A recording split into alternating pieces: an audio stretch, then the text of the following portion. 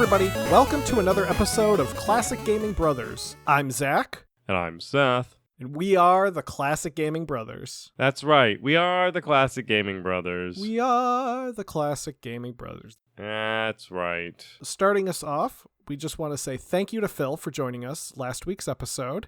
We talked all about Harry Potter, and it was great to have Phil be flown into our studio, first class on Classic Gaming Brothers Airline. You know what the best part about getting flown to our studio? That you get to parachute in, right? Because they have to drop them right over the studio. No, all the tickets are one way.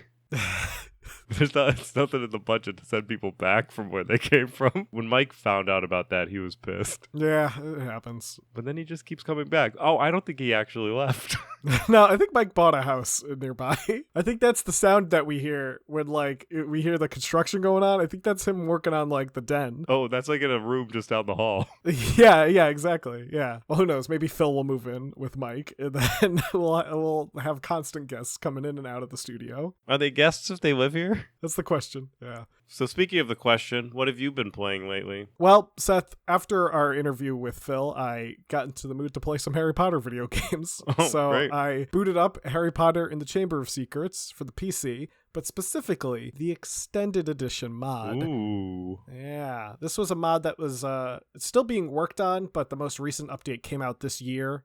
And it's being created by modders Diving Deep 39, Luke Without a Cool Name, and Warrington. And it's a pretty fun mod of the PC version of the game. What it does is it adds in some cut content and new sections of the game, both in the story and in the kind of exploration sections that were just never implemented. For example, it adds the entire Hogwarts library that you can explore, which was not in the PC Harry Potter game, but it's now a new explorable section in Hogwarts where there are secrets and interactable objects within the area. And they did a very good job implementing this so that it feels good to like it doesn't feel out of place, basically. They actually, what they did was they took, for the library at least, they took a door that never opens in the game, and they just put the library essentially behind that door. So if you go to that door, it now opens, and the library's there. They also did some other things, such as add in some new cutscenes, and the audio that they use for the cutscenes is actually taken from the console games, which have the same voice cast. And they also did some other adjustments that kind of make the game flow a bit closer to the book. So it kind of does a good job at following the pacing of the book now, with still the kind of fun weirdness that you get in the game, like with doing the spell challenges and bean trading, which is always a good time. It's overall a pretty good mod of the second Harry Potter game. I recommend, if you're a fan of the second Harry Potter game, downloading it and giving it a shot. It certainly isn't a over-the-top mod. It doesn't do too much that's out of the ordinary, but it does add in some fun elements. Was there any mods done for the first game? There are a couple mods done for the first game that are mostly game mechanic fixing mods. Sure. So one adds in the control scheme from the second game into the first game. The first game has very tank-like controls, which we talked about the last episode.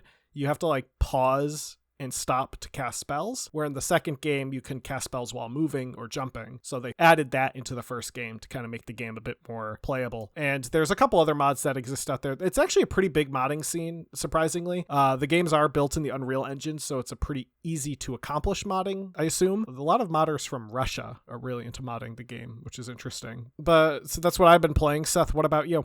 So recently I was in the mood to play a racing game. I sometimes get in the mood to play a racing game. So I decided to take a journey on my Humble Bundle subscription to see if I had any racing games, and I did. So I downloaded Hot Wheels Unleashed, which was released in September of 2021 and was developed and published by Milestone SRL. So I paid $12 for my monthly subscription, and I think it just came in the last month, and part of that subscription was Hot Wheels Unleashed, and that's how I got it. And I booted it up, and the first thing that you interact with is a loot box, and you have to open 3 of them, and those are your starting cars. So your starting cars are random.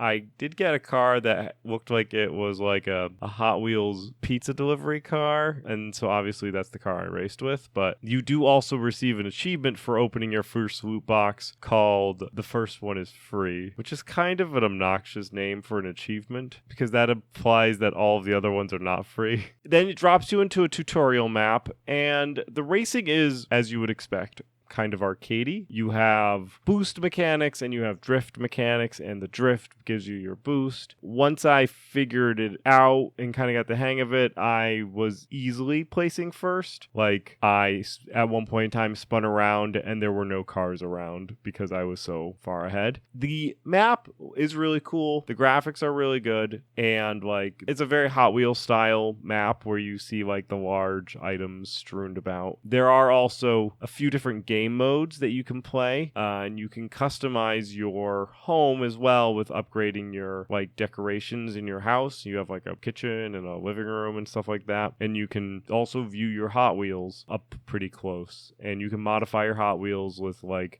changing the liveries or what have you on them. My issue is that the amount of DLC and pay content that is associated with this game. So let's break this down. There is in-game currency that you can buy, and you can use that in-game currency that you buy to buy loot crates. The base game is $50. They have a collector's edition and a ultimate edition that are $70 and $90 respectively. Okay. Now, they also have 3 season passes that will unlock more cars, tracks, and game modes for $30 a piece. There's some additional expansion packs, so they have season passes and then expansion packs that do not line up as the same, that are $15 each. There are racing packs that are like a racing series, which are different than the expansions and the season pass, and that is $6. And then you can buy individual cars between $1 and $3. Altogether, there's about 66 different DLC, and to buy just the DLC, to get it all, would be $230 Nice. on top of the possibly $90 that you're spending for the game, so $310. I'm sure there is some duplication within those, but let's just put it at a conservative $200. And first of all, I don't know if a Hot Wheels game is worth $200. I also can, in good conscience, condone a game that is extremely easily marketed to children, that has not only a loot crate gambling experience within the game, but also over 50 DLCs. And it's kind of just, I think, poor form. It's scummy. It is. And this is not any of our Byway Pass or our Retro Rewind or any where we make a recommendation, but just as a forewarning, Hot Wheels Unleash, if you get it for free and you play around the base game and don't spend any money and just earn all in-game currency, have fun. Because also all of your cars have levels up to 50 that you have to get points for as well to unlock. So you have to earn in-game currency to unlock all your cars to get to level 50. So if you really like Hot Wheels, you check it out, I guess, but I don't know. I can't condone a game that is got that much loot crate and microtransactions. That's fair. So now we're going to go to a game that doesn't have any loot crate or microtransactions. Well, does the MMORPG have? We're not talking about the MMORPG. That's okay. Yeah. So it's a series that currently has microtransactions. But... Correct.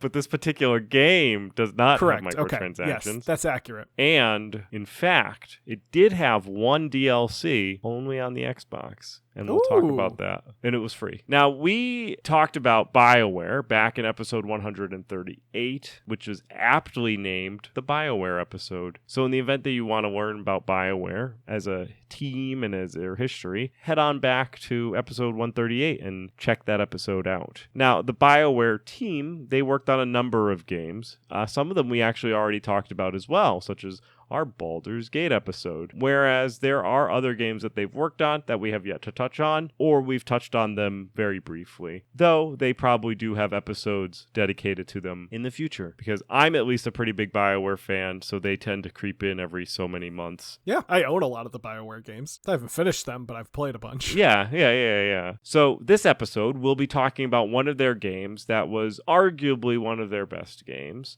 and really set the standard for the future of role-playing games. And that game is Star Wars, The Knights of the Old Republic, or, as I like to refer to it as, KOTOR. I think other people do too. I don't think it's just you, but No, I'm not the only person that refers to it as. There is KOTOR, and then there is Tor. KOTOR is the first video game. You can also have KOTOR 2. And then Tor is referring to the MMO, which the MMO does have microtransactions. Zach, do you have any memories of KOTOR or Knights of the Old Republic? Beyond my experience playing it a bit, I remember you playing it growing up. I remember you playing it on your computer, which was different than the family computer, because we at one point had like our old computer that I think I used a lot, and then you had your own computer that you built. I remember you playing it, and I remember watching you play it, and I remember not really understanding it, because I understood what RPG games were, but I mostly understood RPG games from like a 16-bit Sega Genesis or SNES level, and to see like a 3D RPG game, I was like, shouldn't this action be action-y? And I think I also like, at the same time, I think we also had a couple other action-based 3D games. I think like one of the Jedi Knight games. And I think I remember being like, I feel like there should be like more action in this game than I'm seeing, because this game seems very turn-based. Yeah, and I think we actually acquired Jedi Outcast prior to Knights of the Old Republic. Yeah, we didn't have Knights of the Old Republic on release. We had it or not immediately on release. Like we had it because I got it, I think, for a discount. We definitely had, because I remember we had Jedi Outcast, and we also had Star Trek Elite Force before we had Old Republic. Yeah, I mean, I really loved Knights of the Old Republic. I beat it twice. I beat it once on the light side and once on the dark side. I played through it a lot. I've tried to restart. You can get it on your phone, and it's on the Switch, but I started a game on my phone. Didn't go too great. Mostly, it actually plays really well on the phone. The problem I had was I really poorly optimized my character build, and he just stunk. So at some point in time in Knights of the Republic, in the relatively beginning of the game, you become a Jedi as part of your progression. And the Knights of the Old Republic is actually based on the Star Wars D20 system when it comes to how the game is played. So they have it's essentially D&D in Star Wars universe. There's D20s for attack rolls. You get a positive armor class bonus. I think they have two different armor class. They have an energy bonus, an energy shield, and then they have a regular bonus, their regular armor class. And they have different classes than D&D classes. You have scoundrel, soldier, a tech class. And the correct way to play Knights of the Old Republic is to play a soldier and never level up your character. Because if you don't level up your character, you can collect levels. I think there's only one level you have to take, because the game won't progress unless you level up, because it's teaching you how to level up. But you play as a soldier and you don't level up as pretty much as far as you can, so then you get an additional 2 levels of Jedi, which is what you want to do. And then you can pick Jedi Guardian, Counselor, the Jedi Sentinel. And the time that I played it on my phone,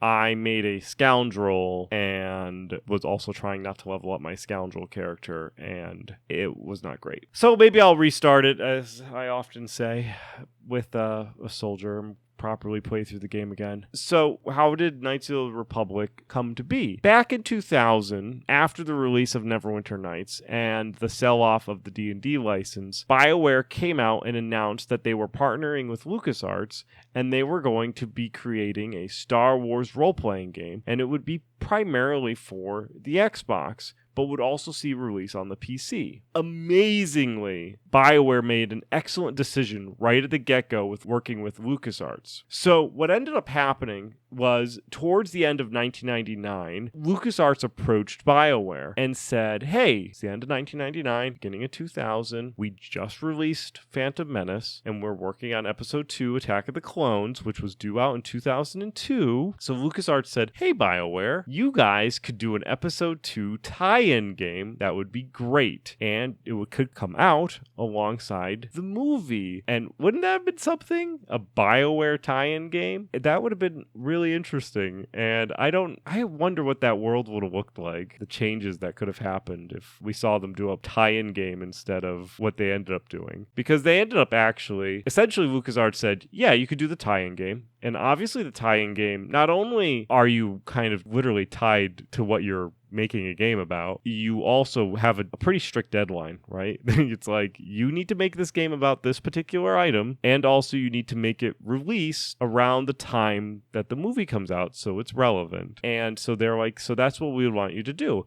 And BioWare said, specifically, the CEO, Raymond Mizuka, said wasn't really interested in doing an episode 2 game. I don't blame him. And LucasArts gave them another option. Why don't you set the game 4,000 years before the events of The Phantom Menace? Because at that point in time, that time period wasn't really covered by any of the canon. And LucasArts was pretty liberal with giving people canon. So there were books, films, and comics all blessed by LucasArts. And it just so happened that 4,000 years in the past wasn't really covered. There was actually a comic series in that time period that Knights of the Old Republic would take place shortly thereafter. But if they did it far enough in the back, they wouldn't really be trampling on some other canon or have to worry about some other canon. So BioWare went off and did just that. They decided to create something that was kind of like the movies, but different enough so that it could be set in the same world, but in this distant past. All the concept work for the game had to get sent to the ranch,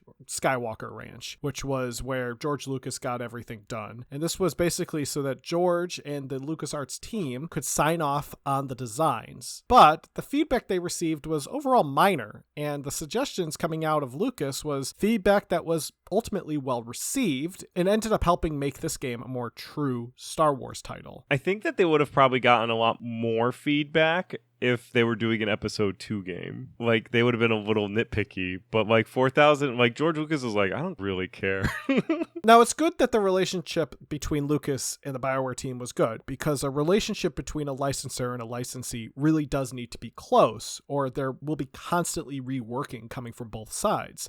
But thankfully, BioWare and LucasArts really meshed well together, and they went on to design a game that they were aiming to be for around 60 hours in gameplay, which, funny enough, was longer than most of the Star Wars games that were out at the time, but quite short compared to other BioWare titles. For example, Baldur's Gate and Baldur's Gate 2 amount to about 300 hours altogether, or more, depending on how much time you want to spend in them. So, who was behind this Star Wars endeavor? Well, Seth would say it was the holy trifecta of game production. Casey Hudson as the director, James Olin as the designer, and Drew Karpyshyn as the writer. Part of the development that was the toughest for the team to work on was redefining the combat system that they were so used to working on. In Baldur's Gate and Neverwinter Nights, the combat was strategy focused, and the player tended to spend most of their time thinking about how to manage the combat. With KOTOR, the team wanted the experience to be more theatrical versus those strategy focused games, though they still wanted to have strategy in the game, because the game is still an RPG game, so there still needs to be some level of strategy. What they decided to do was introduce this ability to seamlessly stack attack actions on top of each other and be able to watch the combat unfold. Unlike in Baldur's Gate and Neverwinter Nights, where you had to dictate most of your combat actions almost turn by turn, KOTOR had an action queue system that was readily available and allowed the player to queue up various different actions easily. Then, when they were ready, they could unpause the game and watch the animations go about. This balanced the strategy and the cinematic combat that they were looking for, and ended up being a huge win for the team. KOTOR would ultimately come out on PC and Xbox, and they chose these systems because of BioWare's familiarity with PC development and their familiarity with the Xbox. They felt that they understood the Xbox more intimately versus the hardware of the PS2 and the GameCube. And with that understanding, they could push the Xbox harder. Interestingly, they would end up having to make concessions on the Xbox when it came to graphics, because the game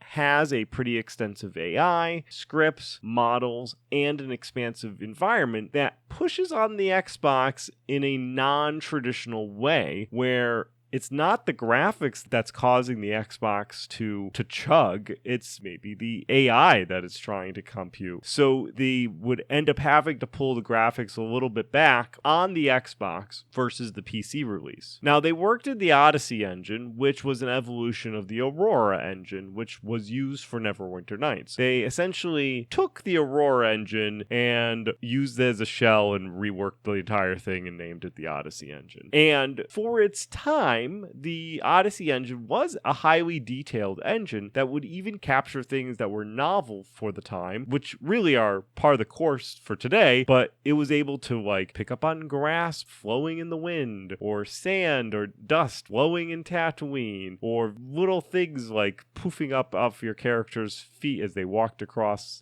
certain landscapes. Things that we take for granted today, but were pretty detailed for the time period. The PC version and the console versions did differ a little bit as developers thought about how people interact with their PC and their Xbox. When you play an Xbox, it's primarily played on a television, which generally in houses, the television is set back a bit farther than your computer screen. Whereas when you play on a PC, you're usually about a foot away from your screen. So the console version had more time dedicated to up-close action, and they really made sure that the game rendered well. Whereas the PC would get higher resolution and sharper objects and the textures, so that you could essentially view more crisper versus seeing stuff up close rendering, which as a PC player I appreciate. Higher resolutions are better in my opinion, especially since I sit very close to the screen. That's why you wear glasses. That's why I wear glasses. Additionally, the PC version ended up having one more location, the Yavin Station, more NPCs, items, and weapons over the Xbox version on release. However, the Xbox version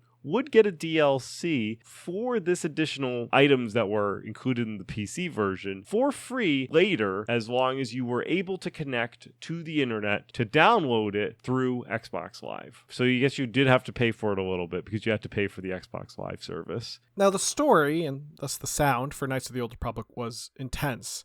There were 300 characters in the game with 15,000 spoken lines of speech. In fact, the only person who doesn't speak in the game at all is you. And the responses you give are actually silent selections. So yes, your character speaks, you just never hear them speak. Voice department manager Dara O'Farrell noted that it would take 10 5-inch binders to contain the entire script for KOTOR. They had about 100 voice actors, which they would duplicate voices for minor or background characters throughout the game, just in different parts to make sure the player didn't realize it was the same voice. Some of the main stars were the late Ed Asner, the late John Kigan, Raphael Sbarge, Ethan Phillips, Jennifer Hale, and Phil Lamar. They would go on and start the voice production 6 months prior to the beta release of the game. They were given about 90% of the script to work with the rest of the script being given to them in what was known as pickup sessions, which is when the voice session right at the end that would take care of any issues or any needed additional voice work. They usually would record a game like KOTOR in 7 weeks.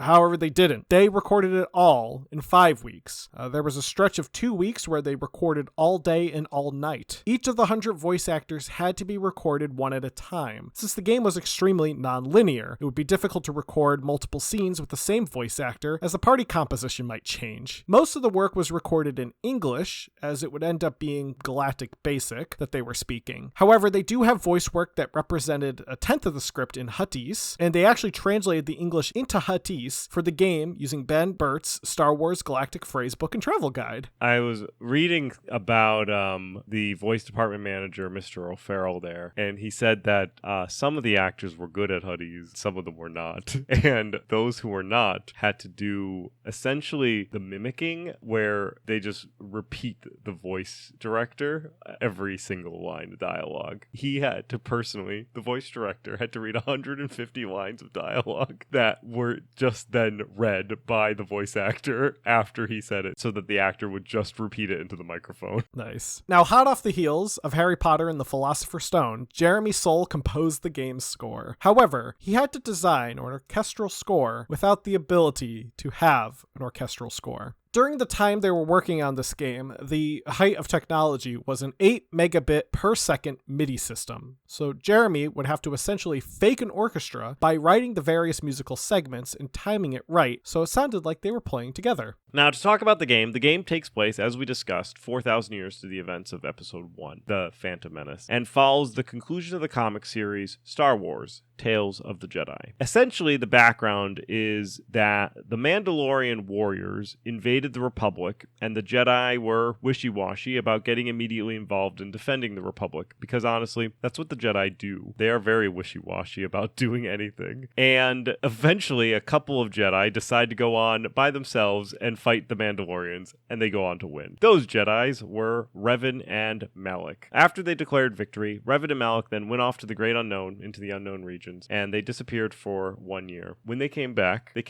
with a massive Sith armada, and they decided they were going to invade the Republic. The Jedi then jumped Revan and took him out, and Malak became the master, since his old master was dead, and Darth Malak would go on to take over the galaxy. The game ends up, maybe we should put maybe a spoiler warning. I mean, this game is old. Knights of the Republic is a 20-year-old game, and we're going to spoil the twist. If you haven't played Knights of the Republic still, then you probably don't want to. But if this episode inspires you to play Knights of the Republic and you don't know the twist, you go ahead and you can skip to after we're done talking about this section. Yeah, and Seth will put in the notes, the timestamp for when the section's over. Now, the game starts off with being on a Republic ship called the Endar Spire, and Malak is attacking because he wants the cargo aboard, which is a Jedi. And you have to, specifically as Jedi Bastila Shan, and you have to fight to get to your escape pod with this guy named Trask, who Trask is pretty much the embodiment of a tutorial,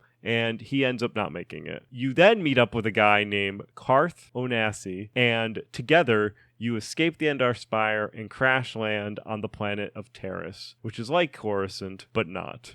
It is a civilization that has been built on top of lower-class people, and the further you down you descend under the city, the more oppressed and poor and chaotic the world gets. It is definitely a planet of the haves and have-nots, and there is also a Sith blockade, so you can't just leave the planet, because that would skip the plot that you would be doing. So you essentially have to stay on Terrace. You and Carth team up and you go rescue Bastila Shan, and along the way you meet some fun people who join your group, and we'll talk about the fun people later on. Eventually you and your fun group escape Terrace, you go to the Jedi Temple, and you become a Jedi, which is 100% of the reason you should never level up until you get to this point in the game. You then learn about the Star Forge, and you have to engage in a multi-worldwide adventure in tracking down the Star Forge through visiting multiple different planets and helping those planets with their woes. Eventually you do get captured by Darth Malak towards the end of the game, and he reveals that you are Darth Revan. All of this time you eventually escape from him, and your escape is helped along by Bastila staying behind to help facilitate you getting out of there. You regroup as a group, you inform everyone you're Darth Revan. Many of them are mostly okay with it. Carth Onasi is really the only guy who doesn't particularly like the news. He also gets told by somebody else, Admiral Saul, but everybody else in the group either thinks it's cool or doesn't care. You then regroup your group, as it were. Then you go back and go and fight Darth Malak. You then go through the final, and you encounter Bastila, who has become evil, and you have to either kill her or you can redeem her. Then you go take on Darth Malak, you kill him, and there are two different ways the game can end. There is the light side and the dark side. If you are light side throughout the game, you can kill Bastila or you can redeem her. You end up saving her. You then defeat Malak, and you destroy the Star Forge. If you go dark side, instead of killing or redeeming her, you just team up with Bastila. You then kill Malak, and together you take over the Star Forge, and you become the Dark Lord of the Sith again. And both of them have awesome cinematic movies at the end, depending on which side you go. The sequel, KOTOR, the Sith Lords, assumes that the light side was chosen. It also assumes that Revan is a male, and this game is interesting. We'll get through to the companions part, but generally the canon is that Revan is male and has a relationship with Bastila. The companions that join you are pretty fun, and some of them are really the best that gaming can offer. And they all have their own personal plots and issues going on. First off, Carth Onasi, which to me sounds like George Lucas gave them a list of character names, and there was a Darth Onasi on there, and they just accidentally had a typo. But Carth Onasi is a Republic pilot who's the companion you you are with for a pretty long time. It has an underlying vengeance issues since one of his greatest heroes betrayed him and killed his family. He is one of the female romance options. So if you're playing as a female main character, you can romance Carthonassi. Mission Vow is a Twi'lek teenage thief. She's fun and hangs out with Zalbar, who we'll talk about in a moment. You recruit her in the Undercity of Terrace, and she is generally the hope and soul of the group. Zalbar is a Wookiee who you rescue, and he ends up pledging a Wookiee life debt to you. He is strong because he is a Wookiee. Yeah, he's great. His personal plot involves like his family on Kashyyyk. Also, I think Zalbar was kicked out of the Wookiee culture because he attacked somebody with his Wookiee claws, which you're not allowed to do. Next up is Bastila Shan, who we've already kind of talked about. She is a Jedi and the male-only romance option. While she is with your group, which is not often because she's off doing her own Jedi things.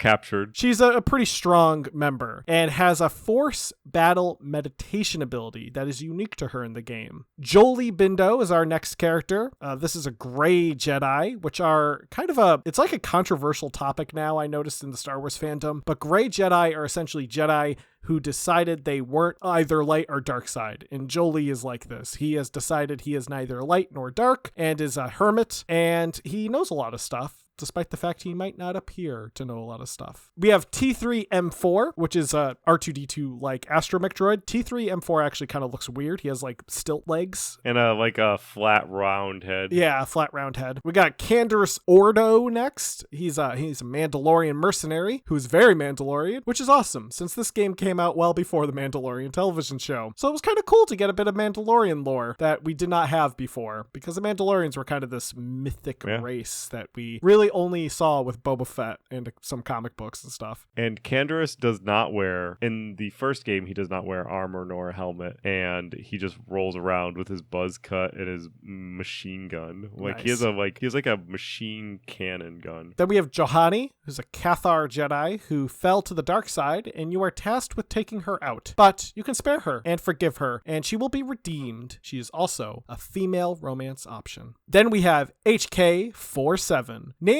after the writer Drew Karpyshyn's billiard team. There were 4 guys with the last name H and 1 guy with the last name K, and they were going to call themselves HK41, but 47 is a better number than 41. The 4 guys all had the last name, not only beginning with H, all of them had the last name of Harrison. So Drew in his life knew 4 guys, and I don't know if they were related. Like 4 guys with the last name Harrison. Now, HK47 is an assassin droid that you pick up and bring around with you. And HK47 is hilarious and likes to call human meatbags. What I like about HK is that whenever you see images, like promotional images for Knights of the Old Republic, often put him next to T3M4 and make it look like they're like the R2-D2 C3PO. Yes. But yes. HK is not like C3PO. HK is like 000. Or C3PX from the classic old canon, who was the evil C3PO. But T3M4 is not like BD10, which I think if he was, that would be even better. Yeah, that'd be great. Now, how did this game do? Seth, do you want to take us into those numbers? Sure. The game would actually get delayed a few times, which is good. Well, it's good that they didn't do an episode 2 tie-in movie because the game was originally supposed to be released late of 2002, but wouldn't actually get released until July 9th of 2003 for the Xbox and November 11th of 2003 for the PC. It would sell within the first 4 days 250,000 copies on the Xbox, making it the fastest selling Xbox game at the time. And the only reason it was the first 4 days that they sold is because they sold out. Within 2 weeks, they would sell an additional 20,000 units, bringing up the total for 2 weeks worth of sales to 270,000 units. By October, prior to the PC launch, the Xbox game would have sold 600,000 copies worldwide, and by July of 2006, the Xbox copy sold 1.3 million copies and would go on to earn $44 million. The PC version would go on to sell well, but not as well as the Xbox version. It would be the 3rd best-selling computer game during its debut. However, by August 2006, it would have sold 470,000 copies and have earned $14.7 million in the US market. As of 2007, Knights of the Old Republic as a franchise sold 3.2 million units both across Xbox and the PC worldwide, which is pretty solid for an RPG, I would say. Yeah, I think so too. KOTOR sold well enough to get a sequel, and the second installment in the video game franchise of Knights of the Old Republic, called Knights of the Old Republic 2: The Sith Lords, which was released December 6, 2004 for the Xbox and February 8th, 2005 for the PC. BioWare wanted time to work on some other projects, so they handed the job of development of KOTOR 2 to Obsidian. KOTOR 2 deserves its own episode in its own right, but be that as it may, it's still a great RPG that was ultimately rushed. There was also going to be a third game, KOTOR 3. However, it would end up getting canceled. It unfortunately had most of the story, quests, characters, and items pretty much all fleshed out, and you can actually see concept art from it in the book Rogue Leaders, the story of LucasArts from 2008. It would have brought us to destinations such as Talaran, Rhodia, and even a city populated by Mandalorians. It was canceled as they were cutting projects for corporate positioning. Now, in 2011, Star Wars: The Old Republic was released and takes place 300 years after KOTOR 2 and is an MMORPG with numerous expansions released for it, including one that was released earlier in 2022. After 10 years, this game is still chugging along. I mean, the resurgence of all the Disney Star Wars properties has really pushed the Old Republic to the limits in regards to like resurgence of population, because they're the only, like, beyond Fallen Order, which was a new game. I'm trying to think if there's any other new Star Wars games. I mean, there's the two Battlefronts, the new ones. Yep. So they have the Battlefronts, but those are all not me playing as a Jedi. No, yeah. Jedi Fallen Order is the only one that's like Jedi based. It's also one of the few pre-Disney purchase properties that survived the purchase, because when Disney acquired the Star Wars IP in, I think it was 2012, they tanked not only LucasArts but a majority of Star Wars projects that were in development, such as 1313, a Darth Maul game, and a couple other things that were supposed to be released. And I really think it's because Tor had been this successful thing and KOTOR was so successful that it partially was probably one of the reasons why Disney let it continue. Because Disney could have said no. They could have probably stepped in and said, we're closing this down, because it's their IP. Even if they're not doing anything with the Old Republic necessarily right now. I mean, there's a couple of they have the High Republic stuff, and Acolyte, I think, is supposed to be in the Old Republic, High Republic era. But they could have stepped in and said, we're tanking this and we're doing our own thing, but they never did. Finally, in 2021, there was announced a remake of the original game by the company Asper, which is rumored to be both games developed from the ground up using updated technology. However, unfortunately, a number of the actors from the original game will not be able to reprise their roles because of either medical reasons, such as Tom Kane being unwell, or due to deaths. However, there have been other issues as well, such as Asper announcing in July of 2022 that they were firing a number of people and delaying the game indefinitely. In August of 2022, Saber Interactive's European studio officially took over development of the game from Asper. So who knows what is next for KOTOR the remake. I remember when the announcement came about and everyone was super excited. They're all like, whoa, it's back. And then it was dead silence. And then all this news dropped this year. There was some crazy stuff going on at the leadership at Asper, where multiple executive leaders were fired and stuff like that. Yeah.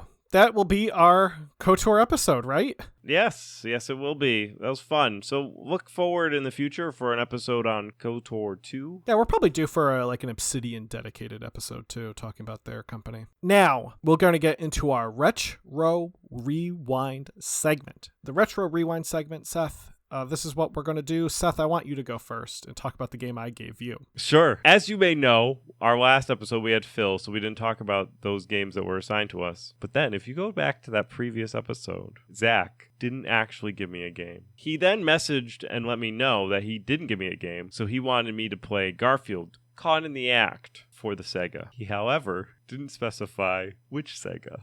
So there were two Garfield Caught in the Axe, one for the Sega Genesis and one for the Sega Game Gear, and also one for the PC. The Sega Genesis was developed by Sega Interactive. Nova Trade International did the Game Gear, and Point of View did the development for the PC. I ended up, I guess by accident, playing Garfield Caught in the Act for the Sega Game Gear. I played using a browser, so there might have been some sort of input lag, or now thinking back to it, it was probably just because it was the Game Gear version. It was a little tough. You get 10 hits and 3 lives, and the general plot of the game is that you're trapped in a television. You have to travel through various levels in time. The first level of the Game Gear version, you're set in the dinosaur period, where there is like a John dressed as a caveman running around, which is pretty funny. This game involves you throwing coconuts at enemies who just pop up and attack you, and you mostly spend your time platforming from platform to platform across vast holes in the ground. Really big holes in the ground. And they wouldn't be too bad, except every time you fall in, you slowly drift back to the spot where you jumped in. Even if you're just inches away, it's just bad. I cleared a giant hole and I was super stoked. It took me a little while. Guess what? Another giant hole just ahead. I was so mad. So if you love Garfield and you love annoying platformers with really bad jump controls, you might like this Garfield for the Game Gear. Probably not. It's bad. I did actually end up then playing a little bit of Garfield Caught in the Act for the Sega Genesis. That's actually just like a standard mascot platformer where you can hit things with your staff, or you can shoot your like a skull boomerang thing. The first level is a Count Dracula level, and there's a lot of enemies everywhere. The controls are a lot better. He doesn't do a weird jump like he does in the Game Gear. He jumps normally. In the Game Gear, he does this weird like crawl up where he crawls up onto each of the platforms. In the Genesis game, he just jumps normal. So yeah, so if you do want to play a Garfield game, I would recommend playing Garfield Caught in the Act for the Sega Genesis, not for the Game Gear. Fair enough. Zach, next week I want you to play Where in Time is Carmen Sandiego, just right on back to the edutainment. Thank you. I appreciate it. Well, that's what you get for giving me a vague Sega reference. You're welcome. Now, Seth had me play a game called Castle of the Winds, specifically Part 1. There is a Part 2. Castle of the Winds was a game developed in 1989 and released for Windows 3.1. Now, I have a PC emulator, but I don't have one running Windows 3.1, and I didn't really feel like setting up Windows 3.1 through DOSBox, so I found Castle of the Winds available to be played online. It's actually available on archive.org, so you can check it out if you would like to as well. Castle of the Winds feels like Yoda's Story, but as a fantasy. It is a tile-based roguelike game that feels exactly like a tile-based roguelike game would feel in 1989. So it uses like the UI and stuff from Windows 3.1, so it just feels like you're using a desktop application. Like, I half expected this game to also have a calculator inside of it. That's what it felt like to me. It also was about as exciting as a calculator, because I enjoy roguelikes. I like playing roguelikes. I did not like Castle of the Winds. I did not think it was very fun. For one thing, there is no sound in this game at all, which was kind of obnoxious and unfortunate. It was also lame in the sense that at one point I got stuck in a cave because my character just stopped moving properly, and it just didn't seem to play the way I think it's supposed to play, maybe. I don't know if it was the emulation. I don't know if I'm just bad at this game, but in many ways, I think Castle Winds, it just doesn't hold up the way it might. So does Castle Winds hold up? No, Castle of the Winds does not hold up. So Seth, next week you're going to play James Bond Jr. for the Super Nintendo. I'm looking forward to it. Now, for those of you at home who want to get in touch with the Classic Gaming Brothers, feel free to reach out to us. You can email us at classicgamingbrothers@gmail.com. You can also send us a message through our website, classicgamingbrothers.com. You can also check out our website and just listen to the episodes there. We have a nice little lounge that you can chillax in. You can also reach out to us via our social media, our Facebook, Instagram, Twitch, and Twitter. Our Facebook, Instagram, and Twitch are Classic Gaming Brothers, and our Twitter is CG Brothers Pod. And with that, I think that's everything. Seth, am I forgetting anything? Don't play games like my brother. And don't play games like my brother. I've been Seth. And I've been Zach. And we've been the Classic Gaming Brothers. That's right.